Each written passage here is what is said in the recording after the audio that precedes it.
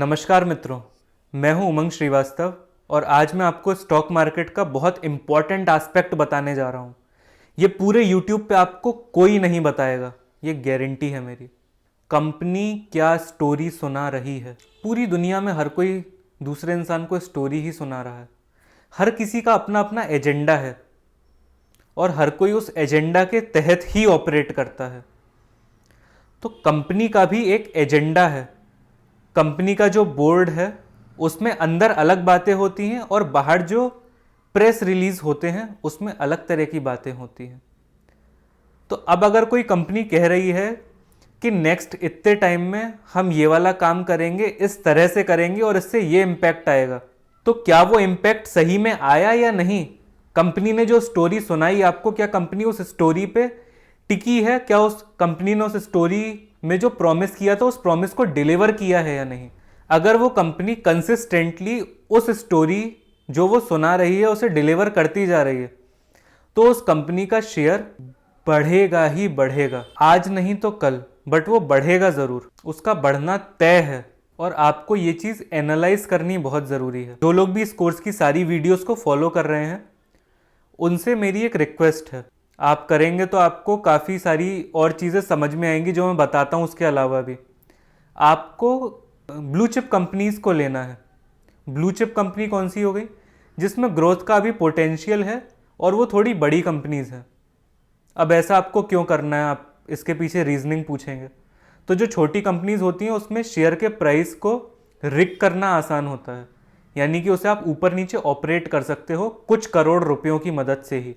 और जो बड़ी कंपनी होती हैं, फॉर एग्जांपल HUL हो गई, आपकी HDFC बैंक हो गई, और इसमें आपको PSUs से दूर रहना है। गवर्नमेंट की जो कंपनीज़ होती हैं उसमें मैं तो कभी एडवाइस नहीं करता कि आपको उन वाली कंपनीज़ में इन्वेस्ट करना चाहिए, ये मेरे तरीके के अंदर आता है। तो आपको उन कंपनीज़ को लेना है और उनकी एनुअल रिपोर्ट खोल के देखनी है, या जो उनके प्रेस रिलीज़ हैं उन्हें खोलना है। वो सब आपको screener.com नाम की एक वेबसाइट है, उस पर आप कंपनी का नाम डालेंगे, सबसे नीचे जाएंगे तो वो चीज़ आपको मिल जाएगी। तो उस रिपोर्ट में आपको देखना है कि कंपनी वादा क्या कर रही है। जो कंपनी ने वादा पिछली एनुअल रिपोर्ट में किया था वो कंपनी ने निभाया है या नहीं निभाया। अगर वो कंपनी उस चीज़ पे खरी उतरी है तो वो कंपनी है जिसमें आपको इन्वेस्ट करना है। मैं यहाँ पे कोई इन्वेस्टमेंट एडवाइज़र नहीं हूँ। जो मैंने पहले ये बैंक्स के और कंपनीज़ के नाम लिए हैं इनमें मैं इन्वेस्टमेंट को सजेस्ट नहीं कर रहा हूँ। आपको अपना दिमाग लगा के ये काम करना है, ये मैंने अभी आपको क्लियर कर दिया। ऐसा नहीं कि जो चीज़ मैं बोलूँ या करके दिखाऊँ, करके तो मैं आपको वैसे भी नहीं दिखाने वाला। ऐसे चैनल पे दिखाना कि मैंने इसमें इन्वेस्ट कर दिया, वो अलाउड नहीं है। सेबी की स्ट्रिक्ट गाइडलाइंस होती हैं, उन प्रोटोकॉल्स और गाइडलाइंस को फॉलो करना ज़रूरी होता है। तो आपको इंडिया में जो टोटल लिस्टेड कंपनीज़ है 5000 के अप्रॉक्स, उसमें से 12 से 15 ऐसी कंपनीज़ अच्छी मिल जाएंगी जिनके प्रोडक्ट आप यूज़ करते हो। आप ऐसे समझ लो कि जिनके आप प्रोडक्ट यूज़ करते हो वो fast moving consumer goods FMCG वाली कंपनी हो सकती हैं, बैंक्स हो सकती हैं, कंज्यूमर ड्यूरेबल्स और अलग अलग तरह की इलेक्ट्रॉनिक्स की कंपनी ले लो। तो ये सारी कंपनीज़ में से आपको कुछ कंपनीज़ चुननी है स्टार्टिंग में। जो कंपनी भी आपको अच्छी लगती है आप कोई भी ले सकते हो। फिर उसके मैनेजमेंट ने क्या स्टोरी पिछली बार सुनाई थी, उसके मैनेजमेंट ने पिछली बार क्या स्टोरी सुनाई थी, और क्या वो मैनेजमेंट अभी तक उस स्टोरी को पूरा कर पाए हैं या नहीं कर पाए हैं, वो आपको देखना है।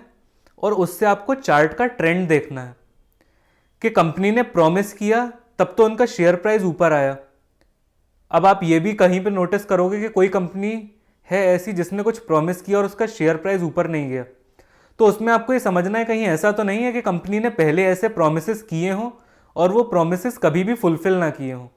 उस केस में एक ट्रेंड बन जाता है कि ये कंपनी झूठी है। ये लोग जो कहते हैं वो एक क्रेडिबिलिटी नहीं है, उनकी अकाउंटेबिलिटी नहीं है उस चीज़ को निभाने की। इस चीज़ पे आपको फोकस करना है। स्टार्टिंग में आप 2-4 कंपनीज को लो और देखो उनका मैनेजमेंट क्या कहता है और उससे शेयर प्राइस पे क्या इम्पैक्ट आता है। जब आप ये काम करोगे तो आपको समझ में आएगा कि कौन सी स्टोरी सच्ची होती हैं और कौन सी झूठी होती हैं। सपोज आपको कोई सेक्टर ऐसा है जो कि आपको समझ में आता है, उस सेक्टर में आप इन्वेस्टमेंट के लिए उसकी कंपनीज को एनालाइज करके इसे बहुत अच्छे से अप्लाई कर सकते हो। अगर किसी सेक्टर का आपको अच्छा आइडिया है तो आपको उस सेक्टर की कंपनीज को चूज करना है।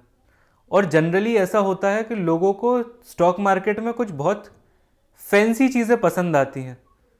कोई इस मंडेन काम में इंटरेस्टेड नहीं होता, बट इस मंडेन काम से ही पैसा कमाया जाता है। जब आप समझोगे कंपनी ने क्या प्रॉमिस किया है तो आपको समझ में आएगा कि सच्चे वादे कौन से होते हैं, झूठे वादे कौन से होते हैं। हर जगह वादे किए जा रहे हैं, तो आपको उसमें सच, आधा सच और झूठ, इन तीनों चीज़ों का फ़र्क पता चलेगा। और उस फ़र्क को पता करके आप समझ पाओगे और उस कंपनी में इन्वेस्ट करने का कॉन्फिडेंस लेके आ पाओगे। और इवेंचुअली आपके डिसीज़न जब अच्छे होने लगेंगे, क्योंकि अब आपका जो इनपुट है वो आपका खुद का इनपुट है, आपने मेहनत से उस इनपुट को एक्सट्रैक्ट किया है। तो जब आपने इतनी मेहनत उस चीज़ पर करी है तो आपको अपने डिसीज़न पे कन्विक्शन आएगा, और वो कन्विक्शन आपको पैसा विद सुकून देगा। क्योंकि पैसा आप कमा लोगे बट आपके अंदर फड़फड़ाहट है तो आपके पास रहेगा नहीं। तो वो पीसफुल एटीट्यूड भी आएगा, क्योंकि वो वाली चीज़ आपकी विजडम से आ रही होगी। तो कितने लोग इस वाली चीज़ को करेंगे वो लोग नीचे कमेंट में लिख सकते हैं, आई विल डू दिस। और अगर आपको वीडियो ये अच्छी लगी तो इसे लाइक करिए। चैनल को अगर अभी तक आपने सब्सक्राइब नहीं किया तो सब्सक्राइब करिए, और इस वीडियो को आगे शेयर करिए। इस विजडम को आगे पहुंचाइए। पैसे का डिस्कशन करिए, तभी पैसा आएगा। मिलते हैं नेक्स्ट वीडियो में। Thank you very much.